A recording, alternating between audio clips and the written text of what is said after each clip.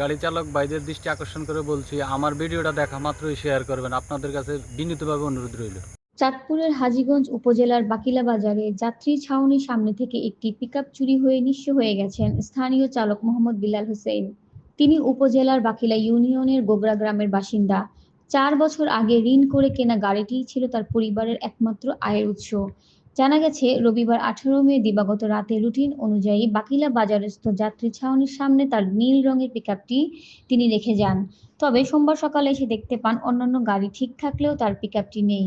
চোখের পানি ধরে রাখতে না পারে বিল্লাল হোসেন বলেন, এই গাড়িটি দিয়েই তার সংসার এবং তার সন্তানদের লেখাপড়ার খরচ চলত।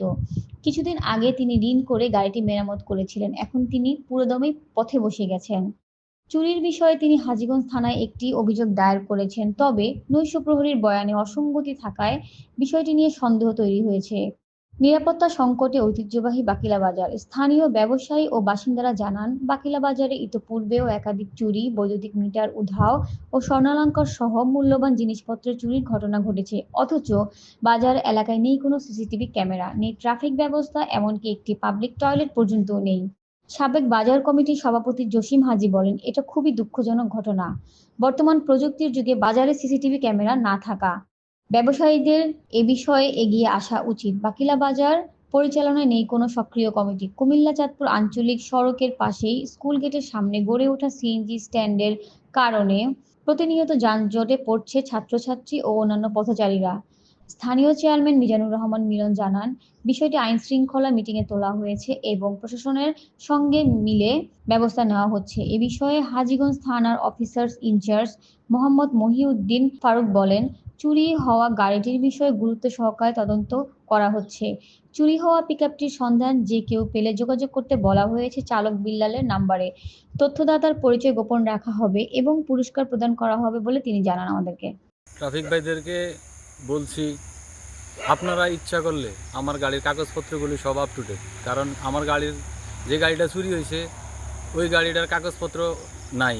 আমার কাগজপত্রগুলি আমার কাছে আছে কিন্তু গাড়ির মধ্যে নাই। কিন্তু ট্রাফিক ভাইয়েরা যদি ভালো মতো যাচাই বাছাই করলে কিন্তু আমার গাড়িটা পুনরুদ্ধার করা যায়, চেষ্টা করলে। আমি এখনও আশা করি ট্রাফিক এবং পুলিশ ভাইদের কাছে, আমি এখনও আশা করি আমি আমার গাড়িটা ফেরত পাবো তাদের সহযোগিতায়। এই গাড়িটাই আমার রুটি রোজগারের পথ। এখন আমি দেউলিয়া পাগলের মতো ঘুরতেছি রাস্তায় রাস্তায়, গাড়িটির কোনো খোঁজ পাইতেছি না। পুলিশ ভাইয়েরা যদি তদন্ত করে আমার এই গাড়িটা বের করে দেয়, আমি তাদেরকে এই দেশের যেই হোক, আমি তাদেরকে উপযুক্ত সম্মান করব যদি আমার গাড়িটা বের করে এনে দেওয়া হয়। এই গাড়িটা দিয়ে আমি আমার ফ্যামিলির 5-7 জন লোক চলি। কারণ আমি দেউলিয়ার মতো ঘুরতেছি। এখন আমি মন থেকে বলছি, আমার তো সম্পদ নাই। এখন যদি সম্পদটা আসে তাহলে আমার সম্পদ দিকে তাকে একজনের খুশি করতে আমার কোনো আপত্তি থাকবো না, দ্বিধাদ্বন্দ্ব থাকবো না। কারণ ওইটা দিয়ে আমি একজনের খুশি করাইতে পারবো, একজনের কাছ থেকে ঋণ আনতে পারবো। যদি আমি গাড়িটাই না পাই তাহলে ঋণ দিব কে আমারে? যদি কোনো ভাই আমার গাড়িটার সন্ধান অথবা বের করে দিতে পারেন, আমি আমার মন থেকে, আমার ফ্যামিলির থেকে যেভাবে পারি আমি তাকে খুশি, উপযুক্ত সম্মান এবং খুশি করাবো। এটাই আমার সকল পুলিশ ভাই, দেশবাসীর কাছে, ট্রাফিক ভাইয়ের কাছে, বাংলাদেশের মানুষের কাছে আমি শুধু আমার সম্পদটার জন্য অপেক্ষায় আছি। আমি যে কিছু করবো ওই পথটা আমার নাই। শুধু যদি সম্পদটা আসে তাহলে আমি একজনের কাছ থেকে ঋণ করে আমি একজনকে খুশি করাইতে পারবো, বা 10টা টাকা আমার ফ্যামিলি নিয়ে চলতে পারবো, খাইতে পারবো। এখন তো আমার সম্পদটা নাই। আমি কিভাবে চলবো, কিভাবে কি করব, এখন আমার দিশেহারা।